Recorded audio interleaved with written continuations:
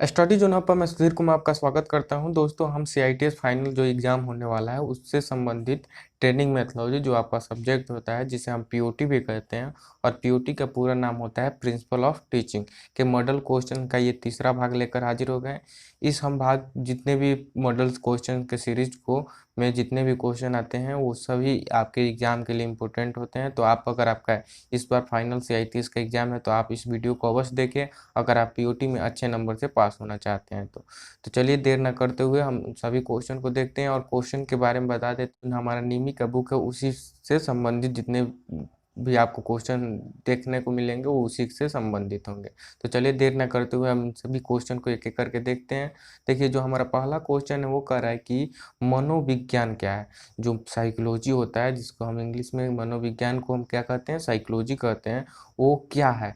Option A है कि मानव मन की वैज्ञानिक अध्ययन, बी है ये यह ज्योतिष की एक कला है, सी है ये व्यवहार में परिवर्तन है, और डी है ये दर्शन शास्त्र की एक शाखा है। तो आप कहीं नहीं जाना है।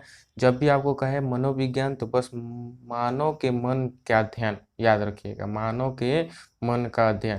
तो यहाँ पर क्या हो जाएगा, ऑप्शन नंबर ए मानव के मन की वैज्ञानिक अध्ययन को ही हम क्या कहते हैं, मनोविज्ञान कहते हैं। तो इसमें डाउट नहीं होना है, ऐसे क्वेश्चन कितनी बार हमारे एग्जाम में आ चुका है और आने की भी संभावना है। इसके बाद अगला क्वेश्चन है वो कह रहा है कि अधिवास का नाम क्या है जिसके तहत शिक्षार्थियों के विकास की प्रकृति और सीखने के नियम आते हैं। उस अधिवास का नाम बताना है जिसके तहत क्या शिक्षार्थी की विकास में प्रवृत्ति होती है या सीखने के नियम आते हैं। तो उसका कौन सा हो जाएगा, तो ऑप्शन ए है मनोविज्ञान, बी है दर्शन शास्त्र, सी है सीखने की तकनीक, और डी है शैक्षिक मनोविज्ञान। तो इसका जो सही आंसर हो जाएगा क्या, ऑप्शन नंबर डी। जो शैक्षिक मनोविज्ञान होता है वो क्या करता है, शिक्षार्थियों के विकास की प्रवृत्ति और सीखने के नियम दोनों में कार्य करता है। कौन, तो शैक्षिक मनोविज्ञान।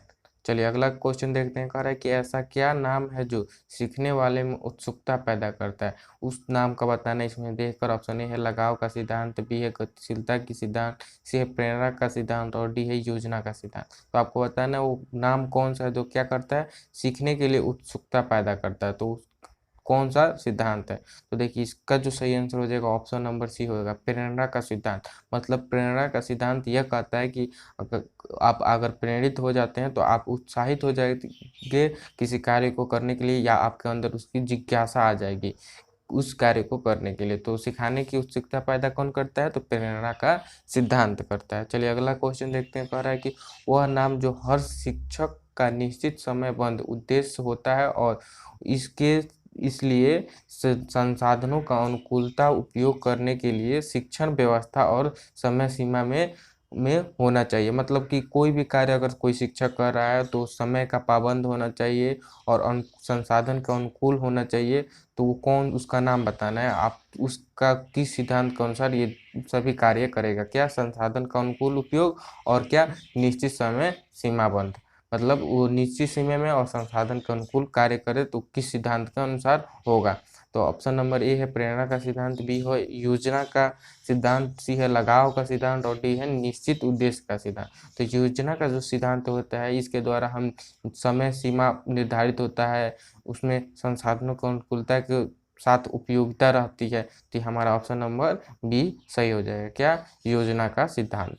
चलिए अगला क्वेश्चन देखते हैं। अगला क्वेश्चन कह रहा है कि प्रेरणा के बाद निरंतर सीखने की रुचि बनाए रखने के लिए क्या करना। मतलब अगर आप प्रेरित हो गए, आपके अंदर जिज्ञासा हो गई और आप क्या करते हैं उस कार्य को कर रहे हैं, लेकिन आपको क्या करना है, उसमें सिखाने की रुचि बनाए रखना है, तो उसके लिए आप क्या करेंगे।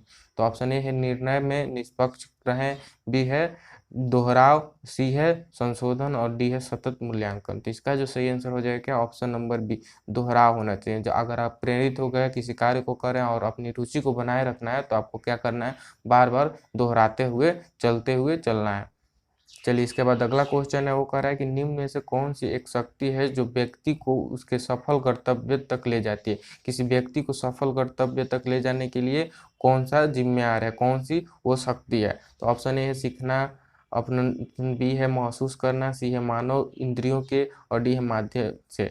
तो ऑप्शन नंबर जो ए है सीखना, यही इसका सही आंसर हो जाएगा। मतलब सीखना एक ऐसी शक्ति है, वो क्या करता है, किसी व्यक्ति को उसको सफल कर्तव्य तक पहुंचाता है। अगला क्वेश्चन कह रहा है कि सीखने में एकाग्रता और ओर उत्सुकता की तीव्रता की डिग्री क्या है? एकाग्रता की ओर आपको उत्सुकता से तीव्र गति से जाना है तो उसको हम क्या कहेंगे, उसकी डिग्री को हम क्या कहेंगे? ऑप्शन ए है बुद्धि, बी है प्रेरणा, सी है रवैया और डी है तत्परता।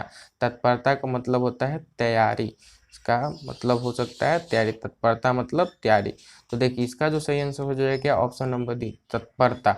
जो तत्परता है वो क्या करता है, एकाग्रता और उत्सुकता की तीव्रता की ओर ले जाता है और उसी की डिग्री को हम क्या कहते हैं, तैयारी कहते हैं। चलिए अगला क्वेश्चन देखते हैं। अगला क्वेश्चन है कि सुनकर कान के माध्यम से सामान्य अधिगम का प्रतिशत क्या है? मतलब आप सुनकर अपनी कानों से कितने ज्ञान प्राप्त कर सकते हैं, कुल ज्ञान के कितने परसेंट आपको प्राप्त कर सकते हैं कान से सुनकर। जैसे कि आपको क्या है कि कोई आपको ज्ञान दे रहा है, 100% दे रहा है ज्ञान, 100% ज्ञान दे रहा है, लेकिन आप अगर उसको ज्ञान को सिर्फ आप सुन रहे हैं तो आपके पास कितना परसेंट ज्ञान आपके पास आएगा 100 में से? तो इसका जो सही आंसर हो जाएगा क्या, ऑप्शन नंबर ए, 13% ही सिर्फ आपको क्या होगा, आपके पास ज्ञान जाएगा। अगर आप सुनकर अपनी कानों के माध्यम से ज्ञान प्राप्त करते हैं तो सिर्फ 13% ही आपको ज्ञान जाएगा। इससे रिलेटेड बहुत से क्वेश्चन आते हैं, तो चलिए हम उन सभी क्वेश्चन को देख लेते हैं। एक चार्ट के माध्यम से हम इन सुनकर, देखकर, स्मेल करके, छू करके, महसूस करके कितनी ज्ञान प्राप्त कर सकते हैं, इन सभी को आइए थोड़ी सी टाइम में हम इस सभी को क्लियर कर लेते हैं। तो यहाँ पर देखिए लिखा है नेम ऑफ सेंस। यहाँ पर लिखा है कि जनरल लर्निंग मतलब नॉलेज के लिए, स्किल लर्निंग मतलब प्रैक्टिकल के लिए कितना आपको 100% में जाता है। देखिए यहाँ पर जब भी आपको बोले कि आपको अगर आपको देख कर अगर आपको नॉलेज लेना है तो कितना परसेंट आप लेंगे पूरे नॉलेज को। यहाँ पर हम क्या बात कर रहे हैं, यहाँ पर हम बात कर रहे हैं ओवरऑल 100% के में, कितने 100% में हम बात कर रहे हैं क्या, कि कितने परसेंट आप देख सकते हैं। तो यहाँ पर देखिए लिखा है, यहाँ पर लिखा है कि आँख देखकर आप कितने नॉलेज ले सकते हैं जनरल लर्निंग में। तो देखिए 75%, 100% अगर आपको कोई सिखाता है तो आप आँखों से अपने देखकर 75% ले सकते हैं, लेकिन प्रैक्टिकल में आप क्या कर सकते हैं, सिर्फ 20% मिलेगा। क्या होगा, अगर आप आँखों से कोई 100% कोई ज्ञान है, प्रैक्टिकल हो या थ्योरिकल हो, अगर आप थ्योरिकल देखते हैं, नॉलेज जनरल लर्निंग में देखते हैं तो इसमें 75% आपको दिया जाएगा और प्रैक्टिकल के लिए स्किल लर्निंग में आपको सिर्फ 20% ही इसके आपको मिल पाते हैं। चलिए यहाँ पर जो है आँख सुनकर, क्या कान है, ठीक है, एयर्स मतलब सुनकर आपको कितना जनरल लर्निंग में कितना मिलता है, 13%। और क्या अगर आप प्रैक्टिकल करते हैं सुनकर तो सिर्फ 10% ही उसका आपको मिल पाता है।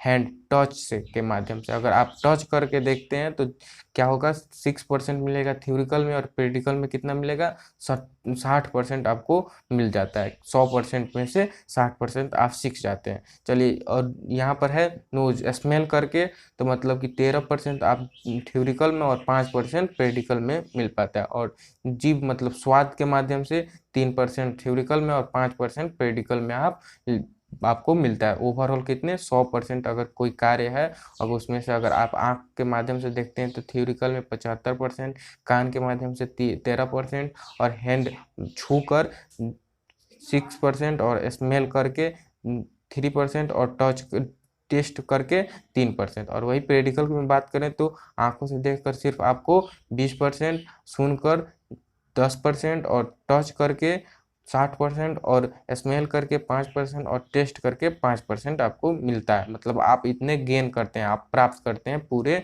100% में। तो ये आपको क्लियर हो गया होगा। और ये आपके एग्जाम की दृष्टि से बहुत ही इंपॉर्टेंट है। पूछता है कि अगर आप प्रैक्टिकल कर रहे हैं, स्किल लर्निंग कर रहे हैं, तो आप किस माध्यम से ज़्यादा अधिक ज्ञान आप प्राप्त कर सकते हैं। तो कौन होगा, टच के माध्यम से, हम हैंड के माध्यम से क्या करेंगे, सबसे ज़्यादा प्रैक्टिकल लेंगे। और यहाँ पर है देखिए लिखा है कि जनरल नॉलेज मतलब थ्योरिकल नॉलेज में अगर आपको प्राप्त करना है अधिक, तो आप किस माध्यम का उपयोग करेंगे, तो आँखों का माध्यम करेंगे। आँख से हम क्या करेंगे, जो जनरल लर्निंग होता है उसमें नॉलेज अधिक प्राप्त कर सकते हैं। तो यहाँ तक सब क्लियर है, इसमें कोई टेंशन की बात नहीं है। आपको सिर्फ इसको क्या करना है, थोड़ा सा एक बार रिवीजन कर लेना है, जिससे कि आपको एग्जाम में ऐसा अगर इस टाइप के क्वेश्चन आते हैं तो आप आसानी से बना लें।